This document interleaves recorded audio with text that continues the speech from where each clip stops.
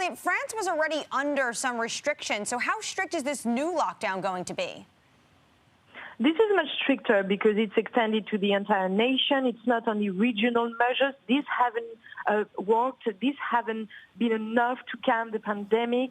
And schools are going to close for the next 3 weeks. And this is something that President Macron has been trying to avoid for weeks now. If I want to give you a comparison, for example, France has only closed schools for 10 weeks since the beginning of the pandemic compared to 27 weeks in the UK, for example, and 28 weeks in Germany. So this is really something that President Macron had been trying to avoid, but he said last night the day has come. We tried to push back this day for as long as possible. The number of people in ICU, in intensive care units in France, has now reached over 5,000 this week. This is an increase of 10% compared to last week. It's above the peak of the second wave in November, and it's dangerously getting closer to the peak of the first wave last March.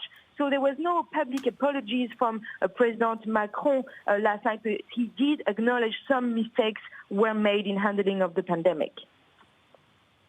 Caroline, good to have you with us. Bonjour. He waited really as late as possible to do this, didn't he? Because there are political ramifications for the president. Of course, we're just 1 year before the presidential elections, and the popularity of President Macron is pretty low. It's at 36% right now.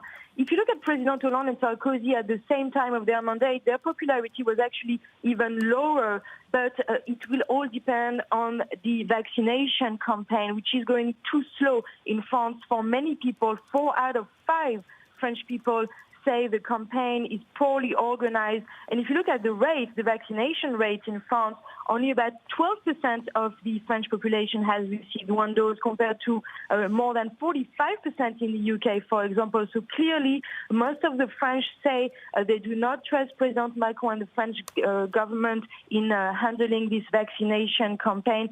This is going to have a huge impact on the presidential elections next year.